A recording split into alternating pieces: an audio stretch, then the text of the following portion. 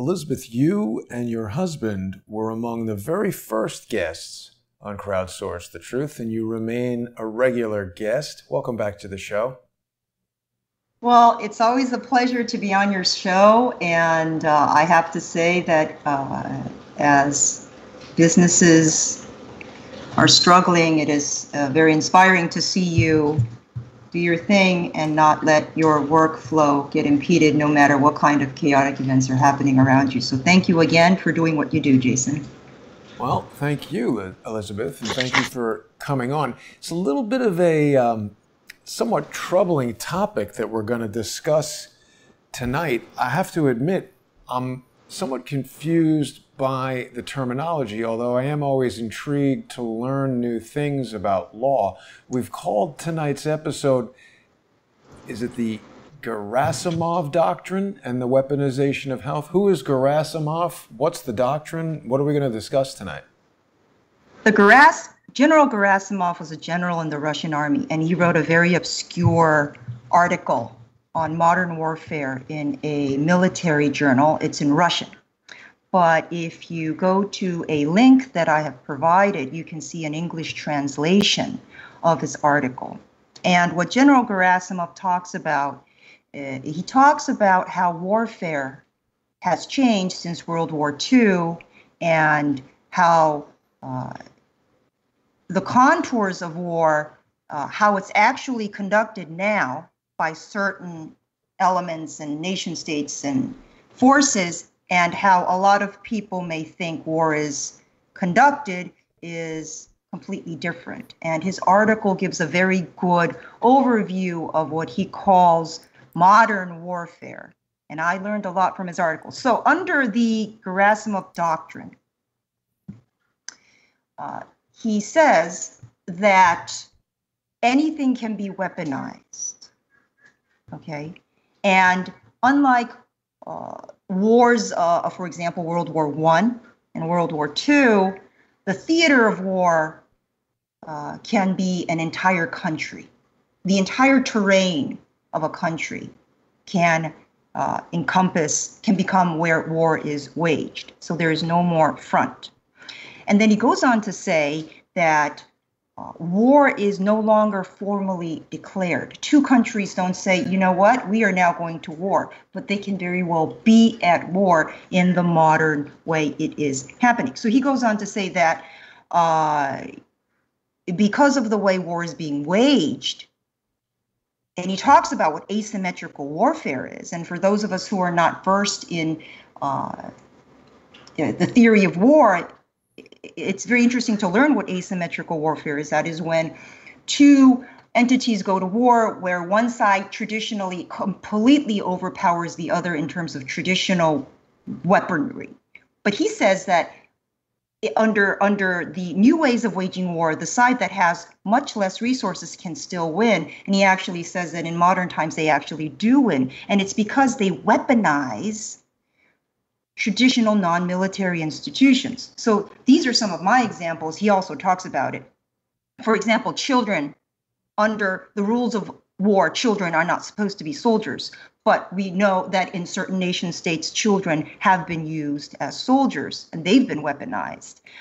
Recently, Lee Beck, who's also been on your show, my husband, sent me a very interesting article about the weaponization of water. And he sent this to me in light of the fact that a dam burst in Michigan, completely flooding, utterly flooding whole cities and towns in Michigan. Okay, so we don't know why that dam burst, whether it was an act of terrorism or if it was just crumbling infrastructure. But there is precedent to the weaponization of water. And I know, Jason, that you and I have had conversations about the weaponization of our court system. Yeah. And I know that you have had a lot of issues with people weaponizing the courts, and there's a word for that. It's called lawfare. I know it's I don't know if it's actually giving you ulcers, but it looked like it was giving you ulcers. And certainly lawfare, when somebody wages lawfare against you, it does give you ulcers because they're waging war. And so health can also be weaponized. So the reason you invited me on your show is we were talking about what happened to my mother very recently. And it's so interesting. My mother, through a series of misunderstandings, cultural clashes, and I think people overreacting because of coronavirus, she ended up being involuntarily taken to the emergency room by the Palm Beach Sheriff's Department. I'm not faulting anyone. In no way right now am I. She's home with me. She's safe. She's doing great. I'm going to get to the point. When I went to retrieve her the very next day, I knew my mother was not herself. She was completely out of it. She's very sharp. She's 81, but she's in perfect health, and she's mentally very sharp. And it seemed like she had been lobotomized. Okay? And so I asked them if they had given her any medication. And it was extremely difficult to find out if they had given her any medication. They were very resistant to tell me. And Jason, as you know, now I can laugh about it, through pitching a fit and having people threaten to call the cops and getting my underwear involved, I managed, you know the story, the whole story. Yes. And I didn't threaten to call the cops. The nurse threatened to call the cops. I managed to get the information from them. And that's the crumpled piece of paper that we sent, Mike, Jared and I sent to you. Yeah. It turned out that they had given my mother Xanax and Ativan, which are fairly strong. I'm sorry.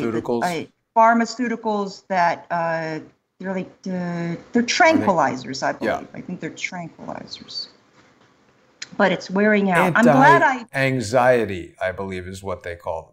Anti-anxiety. Yes, which is funny because my mother has no anxiety. She's such a happy-go-lucky person. But anyway, so by dosing her, she was completely incapacitated. She just slept all the time. And when she woke up, she couldn't walk straight. And of course, I had to keep an eye on her. Now that I know that she was given all these very strong medications, I had to keep an eye on her so that even though she's completely mobile and walks and goes upstairs, downstairs very well, while she's on this medication, she could have fallen and broken her hip. Right. So. Or worse. Or worse. So when you give somebody medications like this, especially elderly people, if they don't have a place to go where somebody's keeping an eye on them 24/7, it could be very bad. So knowing that, you can completely weaponize the pharmaceuticals that people take. You can completely incapacitate them. So I was thinking about this, seeing how much of a profound effect it had on my mother, that when you weaponize something, whether it's health or children or water, it doesn't mean that a health system or children or a water supply itself is bad. It's the weaponization of that is bad. And so I was thinking about the current debate on vaccines. There's a huge debate raging in this country about vaccines. And the two camps, one side is very concerned about how vaccines are deployed against children. And of course, on the other side, there are people who firmly believe that it is a good public policy to vaccinate. And I think they're speaking against each other, because if you weaponize vaccines, it doesn't mean that the concept of vaccines is bad. It's the weaponization of which it is bad. So if we talk about mental health is something that can be also weaponized. So to go back to the vaccine debate, recently in my neighborhood, Kendall, this happened, I think, yesterday. A woman had a severely autistic son. He was 9, but he was in diapers and nonverbal. Okay, and she pushed him into a canal and apparently killed him. That is what she's been arrested for. First, she's just been arrested for first-degree murder. Holy cow. So, and I bring this up because people have been talking about the high incidence of autism of children who are just nonverbal, and we have a very high incidence of that in the United States, and nobody seems to know the cause of it. Some people say it's vaccines, but of course that's a very difficult conversation to have, because people who would like the population to be vaccinated as part of good general public health automatically become very defensive. So going back to the how mental health can be weaponized. First of all, seeing how the medication incapacitated my mother has made me realize why some people are so afraid of pharmaceuticals, because you completely lose control over yourself. And once you're on medications like that, whoever has control over you can completely control you, because you lose your judgment, you lose your faculty, you lose bodily control. But on the other hand, that does not necessarily mean that pharmaceuticals in and of itself across the board are bad. Right. But in my legal world, there actually is a small war. Well, to me, it's a big war, but it's a war going on. And so it's interesting because mental health has become weaponized in a very, very, very small theater. There's a war raging in a very, very, very small theater. How do you mean? Back in 2014, my law firm, Beck and Lee, we went to trial against Donald Trump. He wasn't president then. It was in connection with a project, a real estate project, and we represented a real estate developer, a real estate investor called Deer Valley. Deer Valley is controlled by a gentleman called J. Michael Goodson. Okay, who is J. Michael Goodson? Well, in my outline on the top of page 2, you can see, if you go to the duke.edu link, you can see exactly who J. Michael Goodson is. Duke.edu, I have it right here. Hang on just one. 4B, entry 4B1. This is like a court presentation. Nice. No, it's fascinating to me. I mean, the characters that has started to appear in that's him, J. Michael Goodson. There he is with his son Mookie. Ooh, he has his own law library. Well, the library at Duke Law School is named after him. Wow. That's him. That's my former client. I know a lot about him because obviously I was his lawyer and we did a trial together. He grew up wretchedly poor, Mr. Goodson did, in West Virginia, I believe. He told me that when he was growing up, he was barefoot and didn't have running water in his home. Wow. Apparently, he got a girl pregnant in high school, but didn't do right by her and instead took off for Duke College. And he scrabbled his way and he became a lawyer, which I think is a very admirable thing, honestly. I mean, I'm sorry about that thing in high school, but well, that's what I've been told. But anyway, and then he becomes very, very wealthy through a series of businesses that he runs, such as Crest Tech. And then he bought a condo in a Trump building, lost his money, hired us, got upset, didn't want to take settlements, and said, we're going to trial. So we did the trial, and then he refused to pay our legal bills because we had already rendered his work. Okay? So he doesn't want to pay, so I had to sue him. But then things got really weird, Jason. He started, instead of just saying, okay, my lawyer sued me because I didn't pay their bills. Let's see if I can get some sort of discount and move on, right? That would be sort of a reasonable approach. Mm-hmm. He doesn't do that. He goes jihad on us. Right. Okay, this guy has a lot of money, so I'm like, this guy's not, why can't you pay my bill, damn it? So I start doing some digging on him. Okay, check this out. We were his lawyers until 2014. If you look at my outline on paragraph entry 6A, I started finding out his donations. In 2016, he donated $100,000 to correct the record.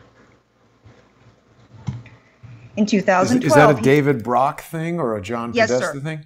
No, Correct the Record is, I believe, a David Brock super PAC. Right. I think back in 2016, there was a lot of rumors swirling in Facebook that Correct the Record was spamming Facebook groups that were run by Bernie Sanders supporters and supporting his candidacy. Correct the Record trolls were spamming them with child pornography, trying to get him shut down. That kind of dirty tricks, you know? To see who's paying Correct the Record. Pritzker, Clinton, right? Oops, Elizabeth. Oh, you're still there. I thought you froze. I'm still here. No, I'm just looking. I don't know those people. I don't know. Tom Hagen. That was the consigliere in Godfather. Oh, right. Anyway, I don't know these people. I know the Pritzker sounds like some politician's name. Isn't there like a... Well, there's the Pritzker Law School in the University of Chicago, and the Pritzker family has a long history. Bishop Gators speaks about the Pritzker family, and there's a Pritzker University, and there's all kinds of Pritzker stuff. Here's our friend, J. Michael Goodson. There he is. There you go. Now my former client that won't pay my legal... What's Crest Ultrasonic Corporation? Is he in the toothbrush business? No, it's a company that he runs. It uses some sort of patented technology to clean machinery. He makes a lot of money from it. That's his company. Right. So in 2012, he donated $35,800 to the DNC. And as recently as 2017, he donated $100,000 to American Bridge, 21st Century. I believe that's another Brock super PAC. Yeah. That, I think, was named in the Citizens Audit. I don't remember the guy's name who was doing the Citizens Audit. I apologize to him. Is this it here, American Bridge? That actually looks like a bridge. Breaking spans. No. This is actual bridges. You might have to Google American Bridge 21st Century. Yeah. There we go. American Bridge PAC. Now we've got it. Ah, there it is. Holding Republicans accountable. Anyway, So it's obviously a political organization.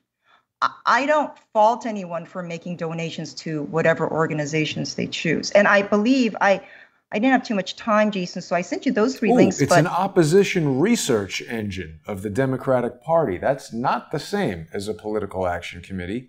This is, opposition research, Elizabeth, covers everything from writing the Steele dossier to socially engineering Crowdsource the Truth or Beck and Lee. I mean, political opposition research is a broad term. I don't really know what that is. Okay. I don't really work in that world. It's essentially social engineering. Oh. It's similar. Okay. So he gave money to that in 2017 to the tune of $100,000. And I know that he's donated so much more. Those are just... I'm glad you're telling us all this, because I know things about this from just the years that we've known each other, and this has been going on the whole time. Okay. He makes a lot of... But I think that every single organization that he donates to is connected to the Democratic Party in some way. Okay. Okay, so the guy's a Democrat. I'm a Democrat too. Anyway, so in my lawsuit against J. Michael Goodson to get paid for the work we did, I mean, he won't pay, and weird people start showing up. A guy named Raj Goyal showed up in Goodson's support as a witness. Just popped out of the blue to support him as a witness. And I had to go up to New York City, actually on 9/11, which was to take Mr. Goyal's deposition. I was in New York City last year, I believe. So who is Mr. Goyal? He's Mr. Goodson's consultant. Oh, this is interesting. So I Googled him. He's not just some consultant. If you go to 6B1, there's a Wikipedia article on this guy. Yeah, I see it. Yeah.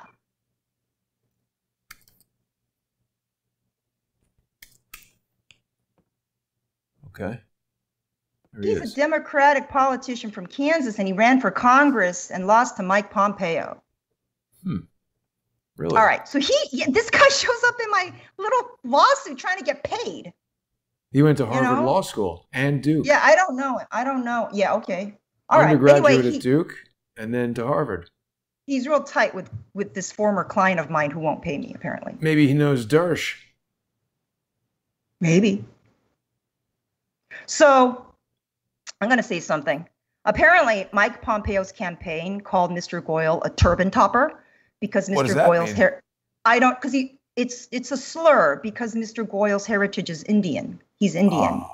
So he called him a turban topper. But Pompeo won the congressional seat, but I think he had to apologize. So obviously, Mr. Goyal took great offense at that. And I'm not saying he shouldn't. That's very rude. Yeah. But I'll get to why I'm even mentioning that down the road. Just stay with me. So here's interesting. More stuff about Mr. Goyal. He wrote an article for the Yale Law and Policy Review. And guess who his co-author was? You're not going to believe this. Goodson. No. Who? John Podesta. Oh. Yeah, that John Podesta. The Podfather. That John Podesta. Okay. At his deposition, I tried to ask Mr. Goyal about his connections to John Podesta, and his lawyer shut that down. He's like, oh, no, you're not going there. Huh. Why? Oh, yeah. I don't know. But if you go, his connections to John Podesta are not a secret. If you go to 6B4, they actually wrote an article together. I mean, and if you go to 6B5 of my outline, there's an article that says that Raj Goyal was John Podesta's staffer early in his career, his political career. There you see? There you go. That's the guy that showed up in my lawsuit trying to prevent me from getting These paid. guys are all social engineers, I can tell you from what you're telling us right now. Okay. These are John Podesta social engineers lawfaring you and Jared. That's my opinion. Mm-hmm. Oh, I know it. So here's the question then. Why is Raj Goyal, who was a former staffer to Podesta, and Goodson, who's this big-time Democratic donor who funds opposition research firms, why are they in this little lawsuit that I filed to get our law firm paid so we can get paid and move on? Why are they making it into such a holy war? So it's important to point out, Elizabeth, these guys are like big millionaires and the amount of money owed is comparatively small, particularly compared to suing you guys and paying other lawyers and being involved in getting sued. Mr. Goodson has already spent multiples of what he owed us to not pay us. So it's not even about the money with him. Right. Right? Mm-hmm. Does that make sense? It doesn't make sense to me. Well, it's a lawfare campaign. Their cost is not the objective, stopping you guys from the DNC lawsuit. Well, see, that's interesting because I never made that connection. I'm like, who cares? So we found out recently, if you go to 6C, it dawned on me that there was a connection to this lawsuit that our law firm has agreed to take on, which is currently before the United States Supreme Court on certiorari appeal. We're seeking certiorari. We're asking the United States Supreme Court to hear the appeal. Okay. Things get a little hairy. You have to stay with me. There's a lot of people that are popping up out of the woodwork. Mm-hmm. Back when Jared and I worked at a law firm called Quinn Emanuel, and I have nothing bad to say about Quinn Emanuel. We only worked there a year because it's a very large firm, and we wanted to do other types of legal work. But while we were there was an older attorney. His name was Rishi Bhandari. Okay? Who is Rishi Bhandari? He also was a lawyer at Quinn Emanuel, this law firm that Jared and I used to work at, and we know him, and he's a lawyer. And if you look at Exhibit 2 that I sent him, I know you put that up earlier, there's Rishi with none other than Hillary Clinton. Okay, that's fine. Rishi's a big fan of Hillary Clinton. Oh, there you go. There's another one. This is the post. There he is. Yes. Okay. Yes, that's the post. That's Rishi. Okay. I know. All right. Okay. So you like Hillary. Okay. Go vote for her. That's fine. But I remember I was on Facebook. I'm not on Facebook anymore. I deactivated my account, but I was on Facebook, and I just threw it out there that I voted for Donald Trump in 2016 for my own personal reasons. And anybody who had an issue with that can just go kick rocks. Well, Rishi came out of the woodwork and engaged in a huge war with me, a flame war, and just got, as they say, all up in my business. Okay? Picking a fight with me for doing that. So we yelled at each other, and I think I blocked him or unfriended him. And I thought that was the end of Rishi. I'm like, I guess I'm not ever talking to Rishi again. Well, guess what? Turns out, recently we got a bunch of emails from my former client Goodson through the lawsuit. He didn't want to turn him over, but the judge made him. Turns out, apparently, Rishi's been consulting with Goodson. Can you believe that? Wow. Yes, yeah. I can. If you look at Exhibit 3, there's an email. Exhibit 3 is an email that we got through the lawsuit. It's an email from Michael Goodson, my former client who won't pay me for my legal work, to Raj Goyal, that Democratic politician who lost to Pompeo. And he says here, if that does not work, I want Rishi to talk to a couple of these guys. Rishi's Rishi Bhandari, our former colleague who had that picture taken with Hillary Clinton. Rishi worked with them years ago. He says they are nuts. Joe says the same thing. Joe's some lawyer in town. Blah, blah, blah. Okay? So apparently, Rishi, unbeknownst to us, is also becoming involved in this dispute. And I can't figure out... Let me just ask you something, Elizabeth. When he's saying here, so if that does not work, do we know what is he talking about? I will make one final attempt to settle with Lewis Robinson. Who is Lewis Robinson? Oh, so Lou Robinson is Goodson's lawyer. He hired a lawyer out of Palm Beach County named Lou Robinson to fight us in the lawsuit where we're trying to get not paid. Paying. Yeah. Yes. Lou Robinson is now Goodson's lawyer against us. Apparently they fought because, I'm not sure, but I don't think Goodson paid him either. This is the guy's MO.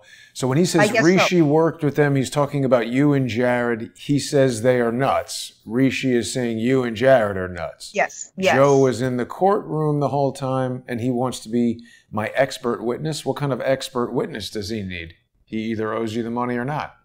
Oh, Mr. Goodson is taking the position that he's not going to pay our legal fees because the reason he lost that fraud case against Donald Trump was because we were shitty lawyers. I mean, we did a whole expert witness to.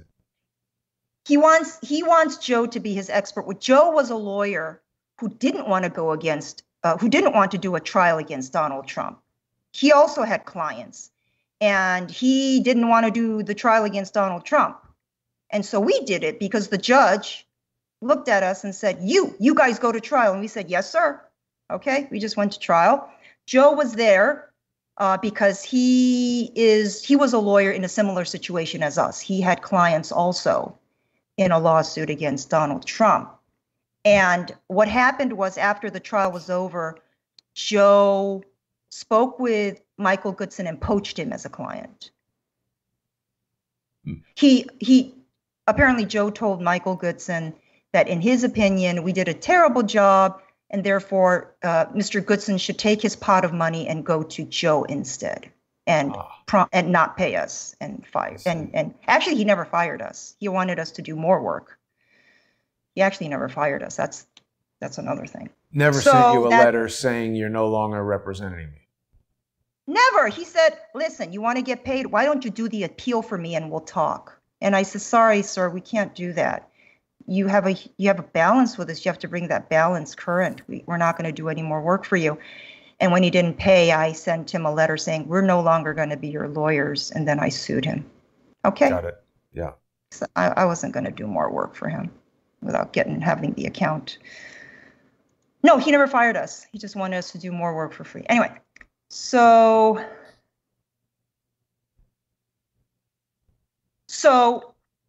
now Rishi, who is, I would call, a loyal Democratic foot soldier, has apparently been mucking around in the background, getting involved in a case that has nothing to do with him. It's crazy. Yeah. Okay. So a few days ago, Goodson's lawyer, Lou Robinson, files a motion. Apparently, they patched things up again, so he's back in the case. And this motion, which was emailed to you, shows that they are now weaponizing, going back to the Gerasimov doctrine of weaponizing health in theaters big and small, in this very small theater. They are weaponizing health and mental health. So what they are doing is, if you look at that motion, which was filed on May 22nd, see, yep. I'm not going to hide the fact that I am on medication. I'm actually on sertraline. I don't think it's anybody's business, and I don't think you're entitled to know that in a lawsuit. But I will tell you, Jason, that I am on sertraline. I don't think that makes me a bad lawyer. It really doesn't affect my work one way or another. I started it a few years ago as part of my mental health treatment because I have a lot of resources. Mm-hmm. I had talk therapy as part of my mental health treatment for myself, for my personal reasons, mostly having to do with parenting. Uh-huh. Okay? It's really nobody's business. But I'll say that I'm on sertraline, and I'm very grateful. I'm very grateful that I am able to have access to mental health treatment, and actually at a very high level too. Talk therapy and a psychiatrist. Okay? But now they filed this motion saying they want, in a case where they're refusing to pay my legal bills, now they're trying to find out all of my mental health history because Mr. Goodson and his lawyer, Lou Robinson, is taking the position that I'm just too damn crazy to be a lawyer because I'm taking meds. Mm. Okay? You can't possibly be the only lawyer who is on medication. I'm not going to disclose any confidences, but yes, you're right. I know people, but understandably, Jason, they would never breathe that to anyone because this is exactly what lawyers are afraid of. They're afraid of people using the fact that they're taking medication and using it to weaponize it in lawfare. And that's what's happening here. Okay. Now, my lawyer, Steve Smith at Rumberger, he shut that down right away. He said, oh, no, you can't do that. But now Mr. Goodson and his lawyer, Lou Robinson, are going to court and trying to get my medical records. Okay, they're weaponizing mental health to engage in lawfare. These Democratic, I'll say it, these Democratic goons. I don't know why they're doing it. Maybe they're mad about the DNC fraud lawsuit. Yeah. Okay. I think that's it. Um, yes, I'm on sertraline. Okay. Let me tell you something that I have been giving. So you can. The only reason, by the way, they know this is because back when my Twitter was not banned, my Twitter is suspended, as you know. Twitter suspended me. But back when it wasn't, I spoke about my sertraline use and my talk therapy, and I believe I even talked about my psychiatrist. I talked about it very openly. And one of the reasons I did that was because over the years, I have been reading these articles about people in the legal field. If you look at, let me see here, 6C3. 6C3. I've given you 1, 2, 3 links. Examples? That's 3 links, examples, yes, sir, of lawyers and judges that you can only describe as, I mean, they just completely fell apart. An extremely prominent lawyer in Miami, okay, Irvin Gonzalez. I remember this story, he's yeah. Famous. He's an extremely accomplished attorney. Okay, apparently he'd been secretly battling depression. Nobody really knew. You know, honestly, I guess he didn't want to talk. He had to battle his demons in a very private way because it's really not acceptable, apparently, for somebody in the legal field to admit that they may. I don't even know if he was taking medication. Maybe he wasn't. Maybe he was profoundly depressed, but he wasn't taking medication because maybe he just didn't want crap like what Mr. Goodson is pulling on me in court to happen to him. Can you imagine? You know? Well, I want to tell you something very interesting about this guy. Do you know who told me about this story about Irvin Gonzalez? Because I remember this quite clearly. It's not George Webb, is it? Very close. Another well-known social engineer, Patricia Negron. Trish the Dish. Yes. Social engineer and liar. Oh, you're on the outs with her too. Oh, okay. Not on the outs with her. She is an operational plant in the lawsuit Steele v. Goodman, and she's a liar and a social engineer. Oh. So I think she might have played a role here. It's interesting. Keep going, please. Oh. Yes. The first example is a federal judge in Miami who was accused of pointing guns at people in his family, at his girlfriend or something. Just completely went off. Yeah, that's not good. It's rocker. Yeah. A judge, too. Now, the thing about judges is in state court, judges are they're elected, and they have to run against political candidates. Can you imagine you're running to be a judge, and if you take medication, if that came out, your opponent would have a field day. Yeah. They would just say, this person is not fit to be a judge.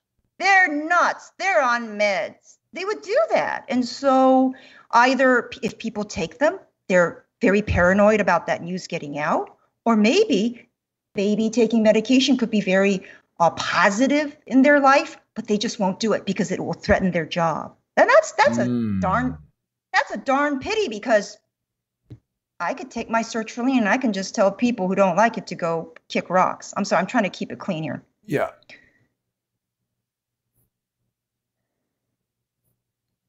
Yeah, and the third link, what was that one? That was another one that I... Example 2? Example 3. What was 3 that? 3 was Gonzalez. Oh, We're going a little bit out of sequence. So example 2 is coming up right here. Okay, that must be example 2. Oh, yes, suicide. Oh, no, it was a Miami-Dade judge committed suicide. Look at that. Are we sure that this was a real suicide and not that this guy was investigating something having to do with people who like to help people commit suicide? I have no idea. I have no idea. Judge Timothy Marr. Yeah. But he committed suicide. They discussed mental health. So this there's been a lot of articles about it in the Florida Bar Journal and the Florida Bar Magazine, and I think people are talking about how our approach to this is not healthy for the profession. But, you know, can you blame people for being paranoid and ashamed? Look at what Goodson's doing. Okay. Yeah, so he's weaponizing health, and I don't think health should be weaponized, either big or small. So what's interesting, to go back to, let's talk about racism. Oh, such a great topic. Everybody loves talking about racism. Whenever I say, let's talk about racism, people's eyes start to shift, and they're like, oh, I don't want to talk about that. But let's talk about that. Yeah. So, you know, Mr. Goyle, when he ran against Pompeo, like Pompeo's campaign called him a turban topper, and Mr. Goyle got very upset about that, right? Called it racist, blah, blah, blah. But what's interesting is that Mr. Goodson, as a Democratic donor, has made equally, if not worse, racist comments. And he does so very, very openly, but nobody seems to call him on it. Okay? Mm-hmm.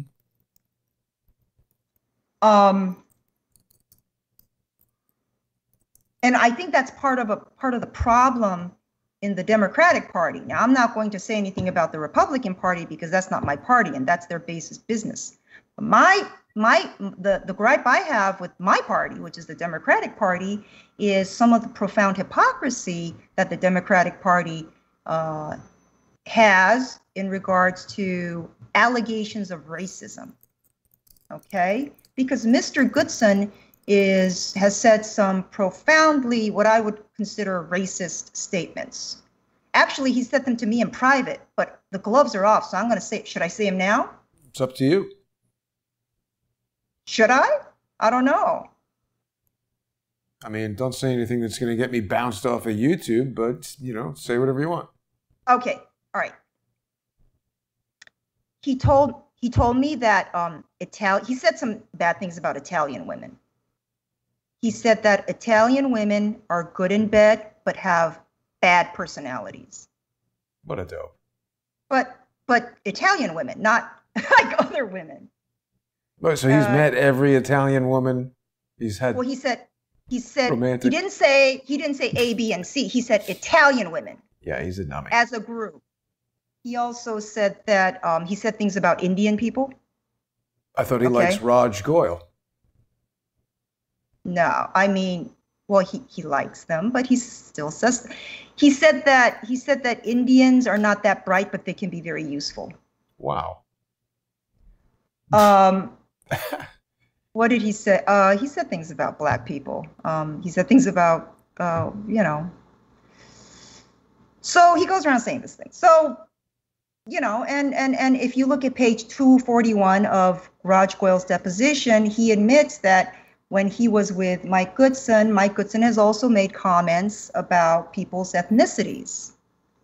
He actually, in our case, believe it or not, commented on the ethnicities of the judges. Wow. You know, for example, if you are a judge and you are of if you are of a Hispanic or Latin background, he's just going to call you Mexican.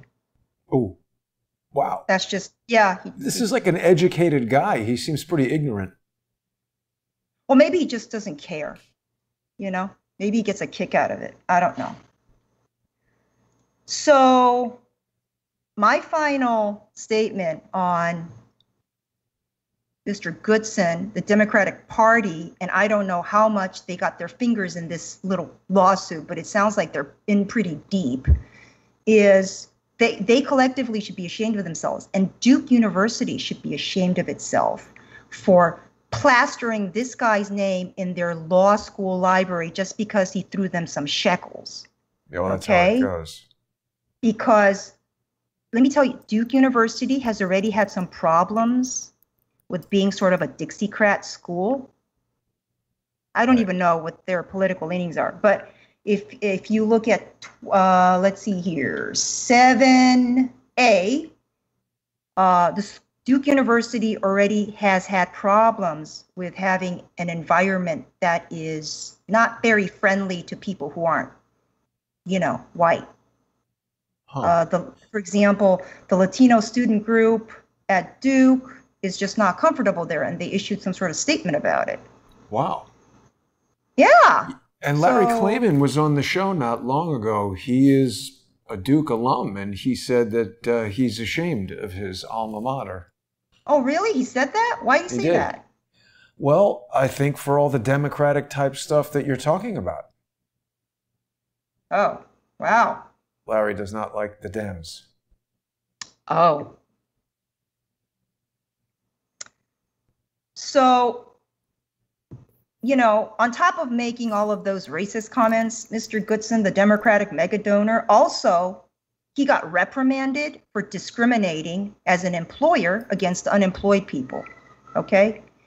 A court in New Jersey told him to cut it out when he said that he won't hire unemployed people. He just wants to hire employed people. But they already have other jobs. It's a bit of a strange... Yes. I guess he thinks that if you're unemployed, you're just kind of like, not good enough for him.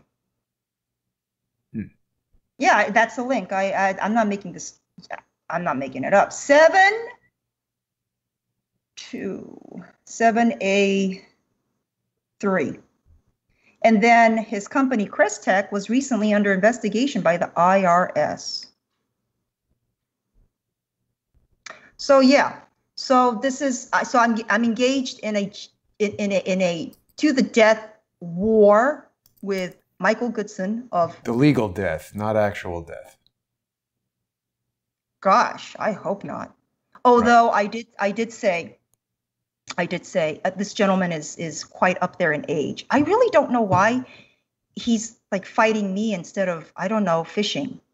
Because I think that this is assignment that has been given to him by someone among the people we've been talking about. John Podesta seems like a likely possibility. Hillary Clinton seems like a likely possibility.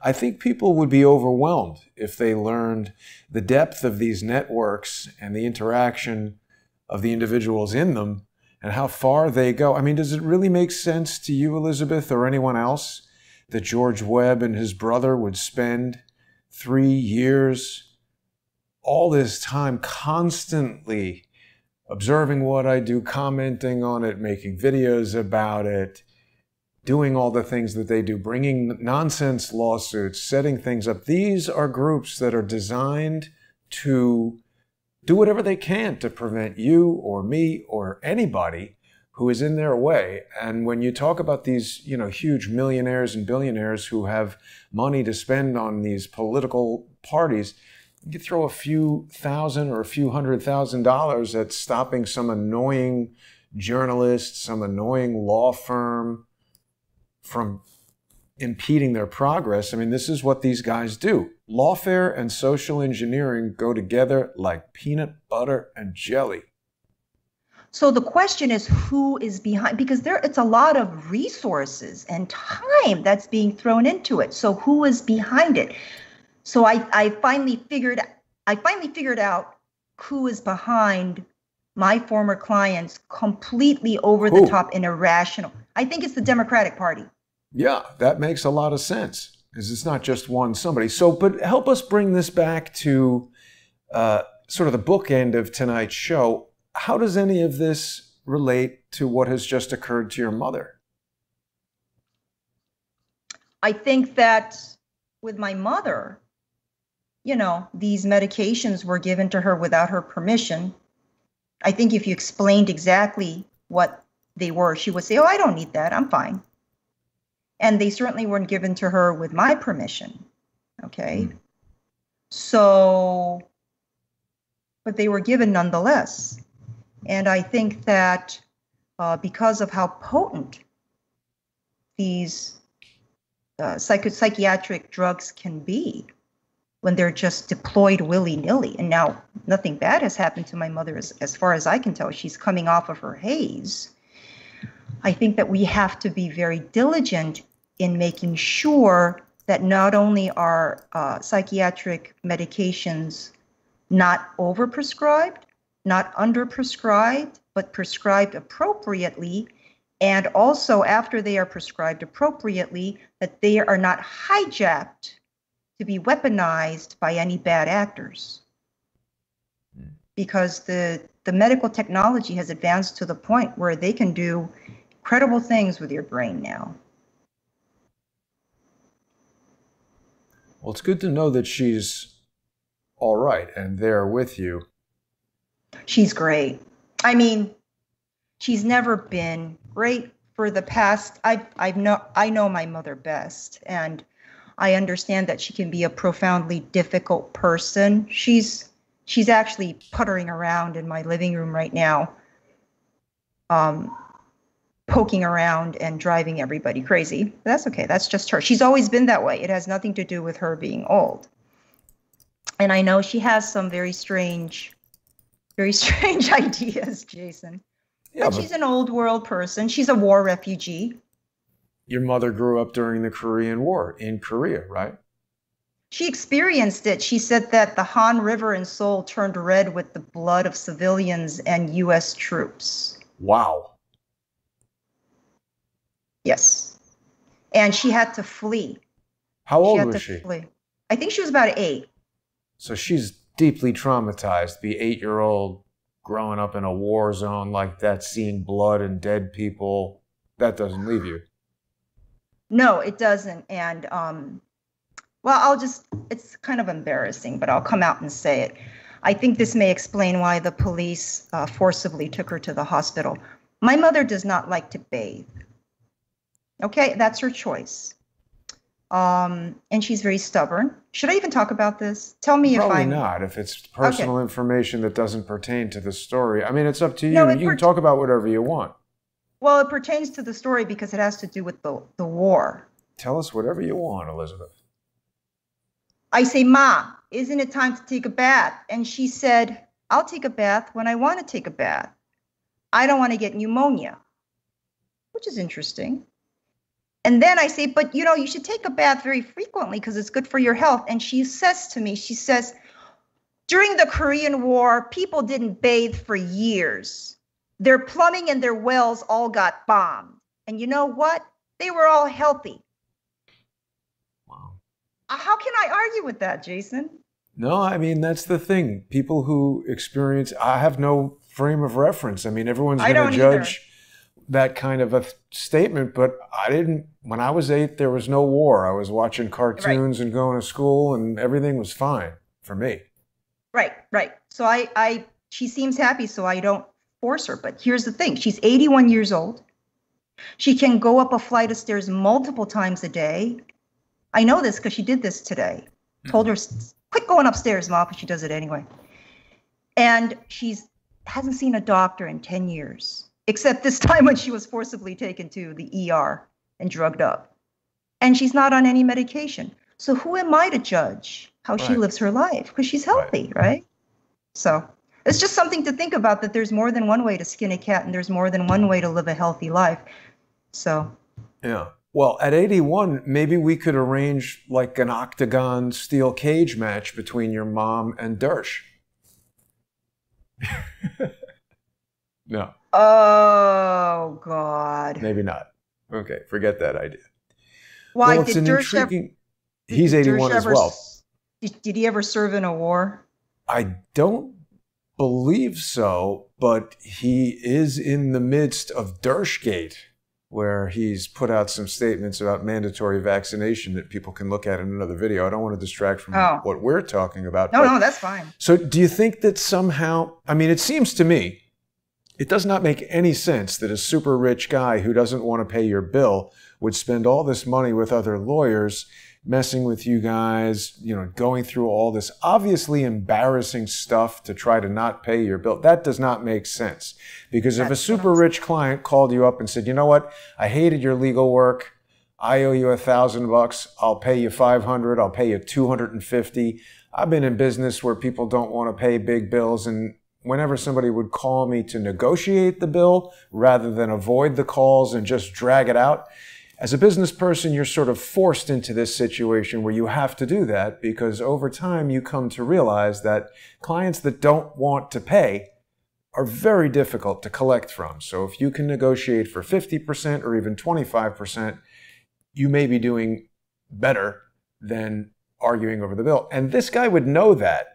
So the fact that he would sue you, or I should say defend a lawsuit from you to not pay the bill rather than settle at a fraction, doesn't make a lot of sense to me, unless he deliberately wanted to drag you through the mud for years, waste your time, get you upset, reveal this type of information that he has in the motion, and do all kinds of things to disrupt you, to disrupt Jared, to disrupt the legal practice. I think it's lawfare. I think it's social engineering. Well, he's doing a damn good job, because it's been quite disruptive to our law firm. Well, but I'm not going to cry uncle. I'm not. And I said that this lawsuit against Deer Valley is going to end in one of three ways. Beck and Lee is going to lose in court. Beck and Lee is going to win in court, or Goodson's going to die. How old is Goodson? Not at your hand, you mean by natural causes. Right. Oh my God, Jason. We got to be clear what we say here, because these guys are going to pick through this video. They're going to want to sue you for other stuff. They're going to sue me probably. What I'm saying is, if he wants to drag it out till, angels come calling and Armageddon happens, I'm okay with that. I hope that doesn't happen. But again, I ask, if this is lawfare, let's say these guys, I mean, you've pointed to connections, people who have worked with John Podesta, people who are contributing to these opposition research firms, which are all about doing exactly the type of thing. Or I die. But, I'm 45. Any number of other things could happen. I guess that could happen. But Elizabeth, what connection do you see to this thing that's happened with your mother? Because obviously you and I were having a conversation about doing this show, talking about your mother, and it led to this asymmetric warfare from the document from the Russian general and how they've weaponized mental health. Did they somehow target your mother? Is that the suspicion? Gosh, I really don't want to think about that. Jared has his theories, but that's why we're actually going to Seoul, Korea in a few weeks, and we're going to sort of partially emigrate there. Whoa. Because Jared thinks that, if people target the vulnerable people in our family, and that could be an 81-year-old mom, kind of hold. I mean, if she's okay now, but I'm not saying anybody did anything wrong, but sure, I mean, anybody can call the cops and they can just go drag her away, and next time she might just quote unquote die of natural causes at the hospital. And she's 81. That's not going to look suspicious. She's going to be, your mother was very old. So yes, I mean, it could happen because as General Gerasimov says, you can weaponize anything. You can weaponize law enforcement. He actually suggests in his article, you should weaponize law enforcement. You should weaponize your own law enforcement to work in your favor. So, that being said, I really don't want to say that she's being targeted, because I don't think she was. We don't know. We don't have evidence of that. I'm sorry. I don't think she was. There, I said, I don't think she was. All right. Well, okay.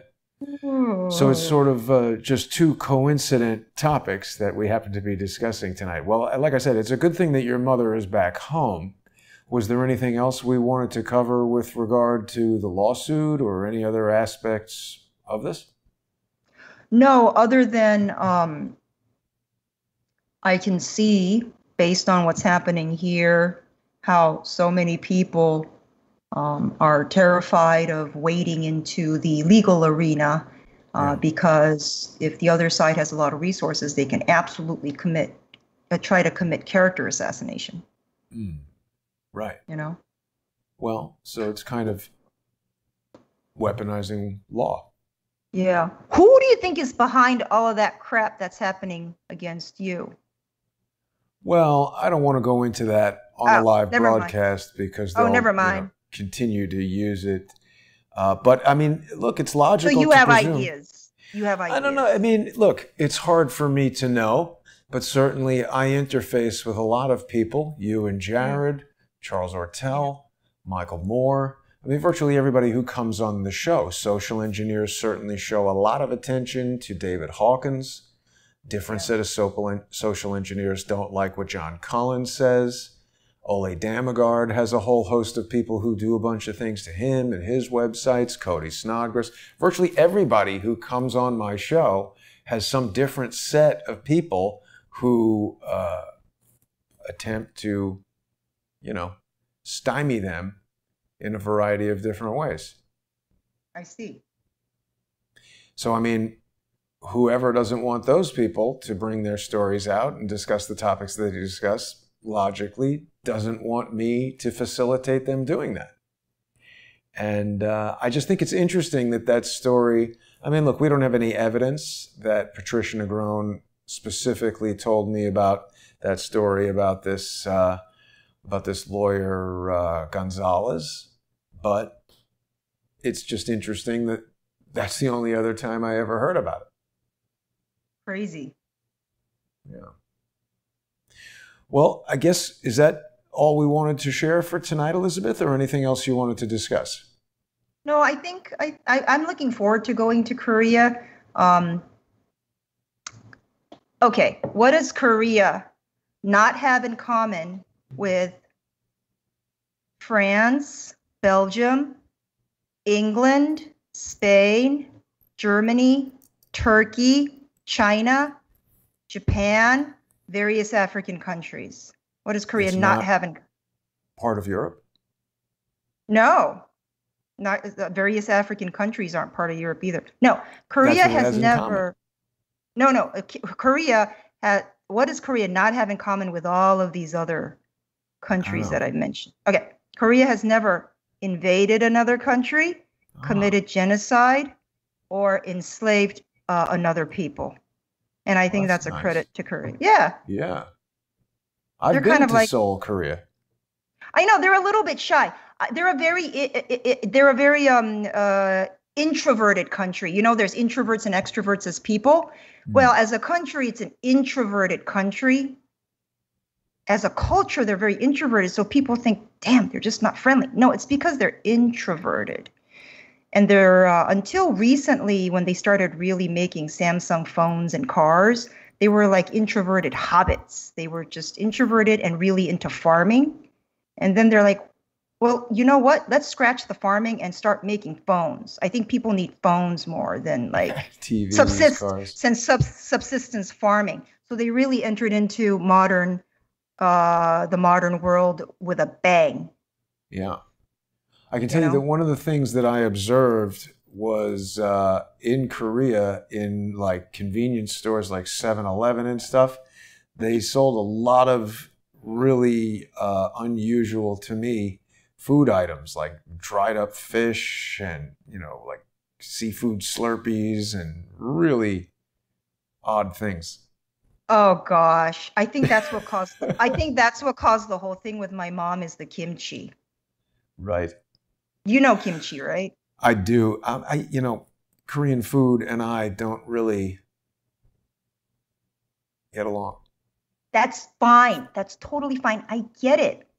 Kimchi. I love kimchi, man. If you can't eat kimchi, you ain't Korean. But that's okay, Jason, because you're not Korean. Yeah. But it's smelly, Yeah. I'm just well, Elizabeth, I appreciate you sharing this with us. And it's an interesting story that I think we're going to have to follow. And it is, I learned a lot more about it today. I've heard bits and pieces of this, as I said, over the years that we've known each other. And I really appreciate you coming on the show.